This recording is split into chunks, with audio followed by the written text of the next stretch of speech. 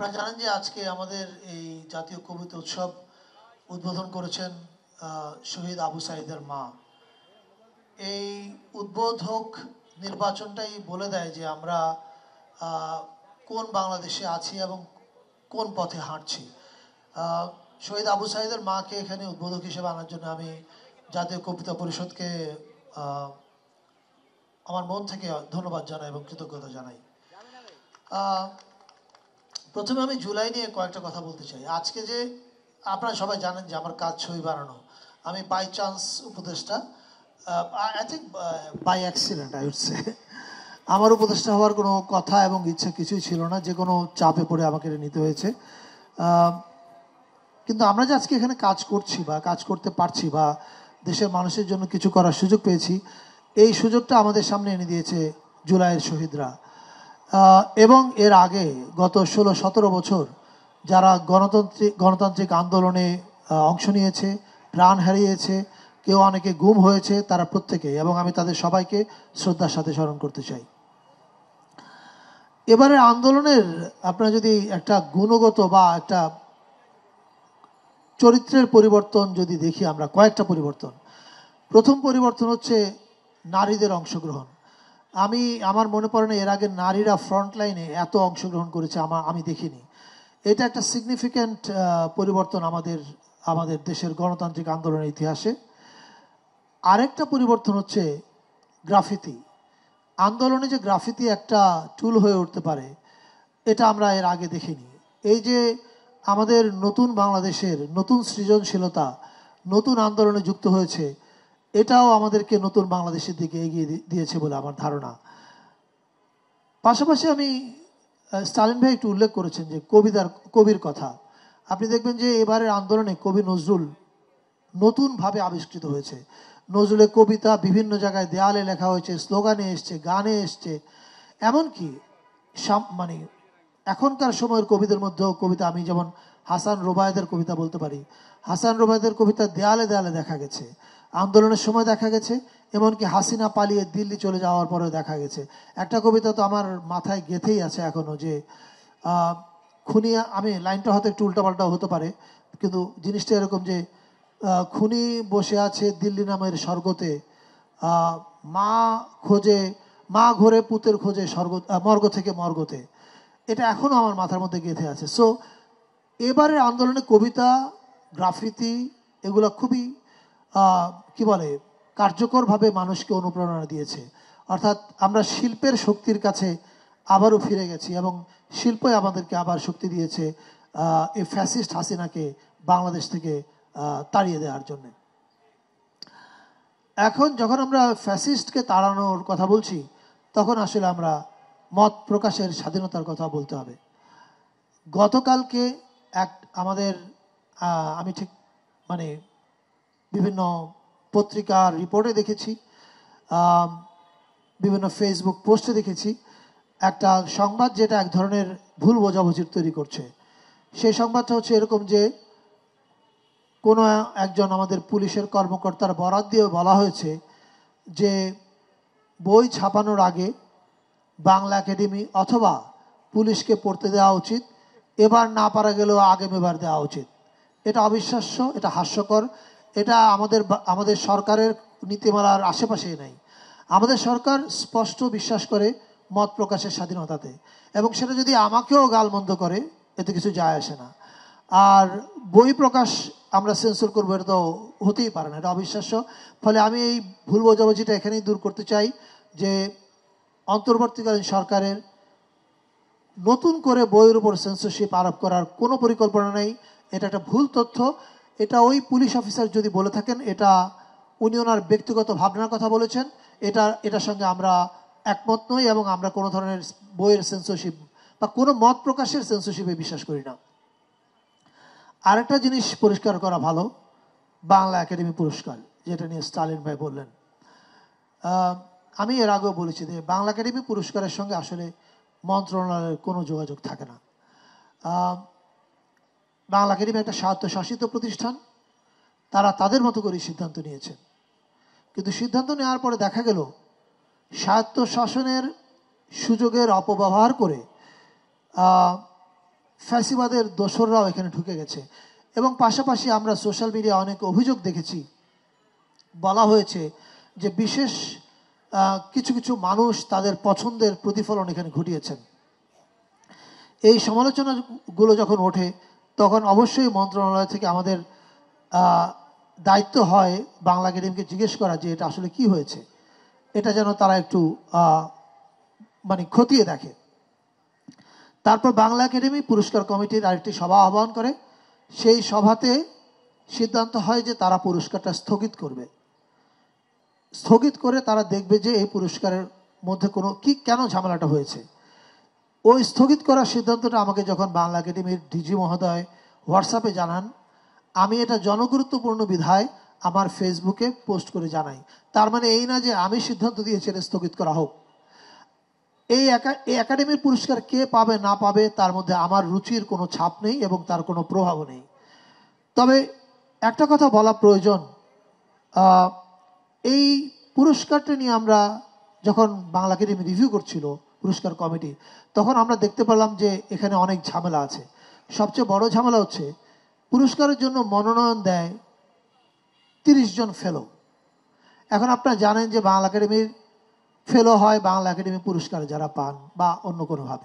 এখন বাংলা একাডেমি পুরস্কার গত 15 বছর কারা পেয়েছেন, তাদের রাজনৈতিক পরিচয় কি, রাজনৈতিক যোগাযোগ কি, এটা আপনারা সবাই জানেন।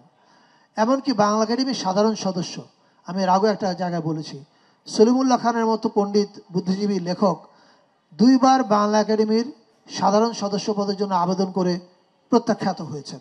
সো এই হচ্ছে বাংলা একাডেমি। ফলে আমরা দেখলাম যে এই একাডেমিটা একটা বিশেষ মতাদর্শের মানুষের আখড়ায় পরিণত হয়েছে এবং এর পুরস্কার প্রদানের প্রক্রিয়ার মধ্যে একটা বড় গোলমাল বলা হলো যে এই 30 জন ফেলো নমিনেট করবে এবং নমিনেশনের খামগুলো খোলা হবে পুরস্কার কমিটি মিটিংয়ে। যদি আমি উড়িয়ে দিতে পারি না যে এই অনুমানগুলো আমরা সোশ্যাল মিডিয়ায় দেখছি যে এই নমিনেশনের মধ্যে এই দুর্নীতিটা হয়েছে, অর্থাৎ ফেলোদের মধ্যেই কেউ কেউ হয়তো প্রভাবিত করেছে কাউকে যে কাকে কাকে কার নাম মনোনয়ন করবে, ম্যানিপুলেটেড হয়েছে, এটা অভিযোগ হয়েছে। আমি এটাকে উড়িয়ে দিতে পারছি না, এটা আরও তদন্ত করলে জানা যাবে।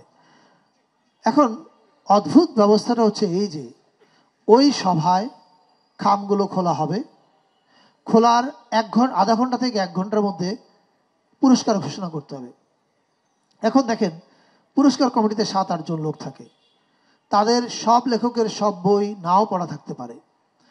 এই পুরস্কার কমিটিরই এই তথ্য নিশ্চিত করে আমি বলতে পারি, একজন সদস্য ওখানে পুরস্কার প্রাপ্ত যে 2 জনকে নিয়ে তুমুল বিতর্ক হয়েছে, যারা ছড়ার নামে রাজনৈতিক প্রোপাগান্ডা লিখেছেন, তাদের বইগুলো একটু পড়তে চেয়েছেন।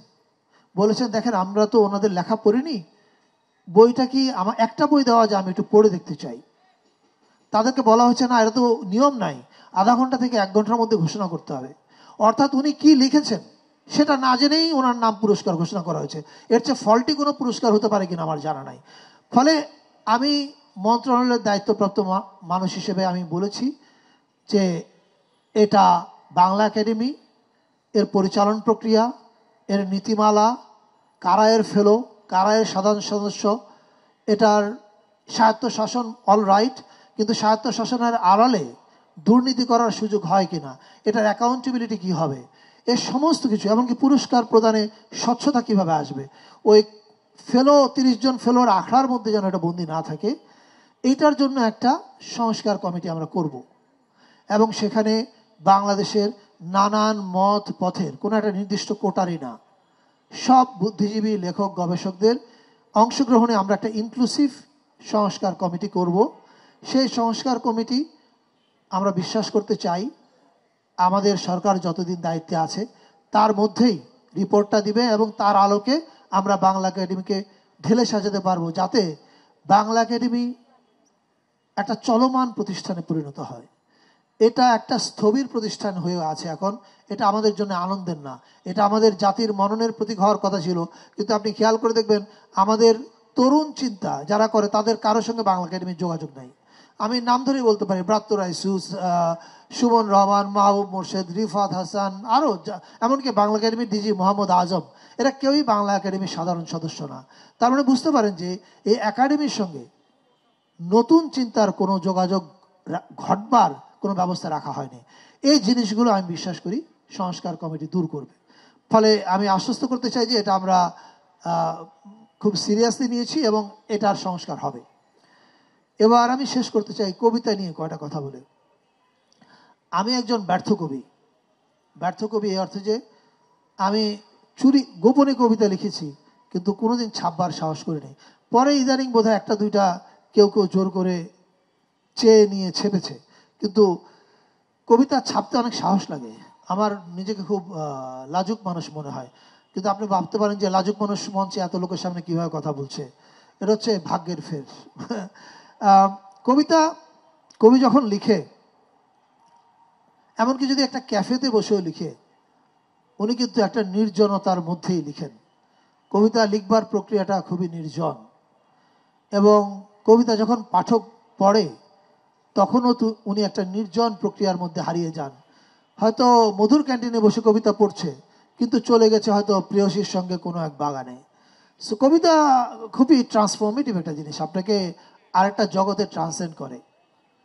কিন্তু পাশাপাশি কবিতা যখন সময়ের প্রয়োজন আসে, সময়ের ডাক আসে, তখন কবিকে আসলে মানুষের পক্ষে অবস্থান নিতে হয়। এই যেমন আমি হাসান রুবায়েত একটা নাম মনে আসলো বলে বললাম, আরও অনেক কবি লিখেছেন। রসনারা মুক্তা একটা দারুণ কবিতা লিখেছেন, মেট্রো রেল দেখে কান্না পায়, এটা নিয়ে। সেরকম আরও অনেকেই লিখেছেন। কবিদের ডেফিনেটলি কবিতা খুব ব্যক্তিগত জিনিস, কিন্তু রাষ্ট্রের উপর যখন এবং জনগণের উপর যখন খড়গ এবং বুলেট এসে পড়ে, তখন কবির দায়িত্ব হয় জনগণের পক্ষ নেওয়া। এবং কবি যদি সেই পক্ষ না নেন, তাহলে আমরা মনে করি কবি শিল্পী হিসাবে তার দায়িত্ব পালন করেনি। আনফর্চুনেটলি গত 15-16 বছরে আমাদের বেশিরভাগ কবিরাই সেই দায়িত্ব বোধহয় পালন করেননি। আমি আশা করব এবং বিশ্বাস করব, দেখেন আমি মন্ত্রী না, আমি আপনাদের জগতের মানুষ, 2 দিন পরে আবার এখানে আসব। আমি বিশ্বাস করতে চাই আমাদের শিল্প সাহিত্য অঙ্গনের মানুষেরা সবাই জনগণের পক্ষেই থাকবেন, এবং যেটা জনগণের ভালো সেটার পক্ষে কথা বলবেন। এতে যার সমালোচনা হয়, যার বিরুদ্ধে যায়, সেটার দিকে শিল্পী বা কবিদের তাকানো উচিত না। এমনকি আমাদের সরকারের বিরুদ্ধে গেলেও প্লিজ গো হ্যাড, আপনারা বলতে থাকেন। এই বলে আমি আমার কবিতা শেষ করব। তবে আমি একটা 2 লাইনের কবিতা আজকে পড়বার লোভ সামলাতে পারছি না। এই কবিতাটা আমি লিখেছিলাম 2017-18 দিকে, 18 সালের ইলেকশনের সময়। আমার ফেসবুকে আমি পোস্ট করেছিলাম। পরে একদিন একটা অর্থনীতিবিদ দেবপ্রিয় ভট্টাচার্য, ওনার বাসায় একটা দাওয়াত ছিল, সেই দাওয়াতে আমি ঘরোয়া আড্ডায় বলেছিলাম। এরপরে আমি আমার 840 নামে একটা সিরিজ বেরোয়েছে, ফিল্ম, এখন সিরিজ হিসেবে বেরোবে, ওখানেও এই কবিতাটা ব্যবহার করেছি। কবিতাটা 2 লাইনের। কবিতার নাম হচ্ছে গদি। 2018 ইলেকশনে এসে আমি বুঝলাম যে গদি আঁকড়ে থাকলে এমন অবস্থা হয় যে, আচ্ছা আমি শানে নজরুলটা আগে না বলি, আগে কবিতাটা বলি। কবিতাটা হচ্ছে সহিস ঘোড়ায়, কবিতার নাম গদি, আর কবিতা হচ্ছে সহিস ঘোড়ায় চড়া শেখালে যদি, নামা কেন শেখালে না। গত ফ্যাসিস্ট সরকারকে দেখে আমার মনে হয়েছে ওরা ওদের নামার রাস্তা সব এমনভাবে বন্ধ করেছে, আর খুঁজে পাচ্ছে না কোন দিক দিয়ে নামবে। And that is a problem. আপনি যখন জনগণের ভোট অথবা ভোট ছাড়া যেভাবে আসেন ক্ষমতায়, আপনার নামার রাস্তা যদি আপনি খোলা রাখতে না পারেন, এবং আপনি যদি এমন অপকর্ম করে ফেলেন যে আপনি ভয় পেতে থাকেন নামলে মানুষ আপনাকে শেষ করে ফেলবে, তাহলে বুঝতে হবে আপনি রাজনীতি ভুল করেছেন। তো আমি আশা করি আমাদের ভবিষ্যতে গণতান্ত্রিক নির্বাচনে নির্বাচিত হয়ে যেই রাজনীতিবিদ ভাই বোনেরা ক্ষমতায় আসবেন, তারা আর এই ভুলটা করবেন না। আমি জাতীয় কবিতা উৎসবের সাফল্য কামনা করি। অনেক কথা বললাম, ধৈর্য ধরে শোনার জন্য আপনাদের সবাইকে ধন্যবাদ। Thank you.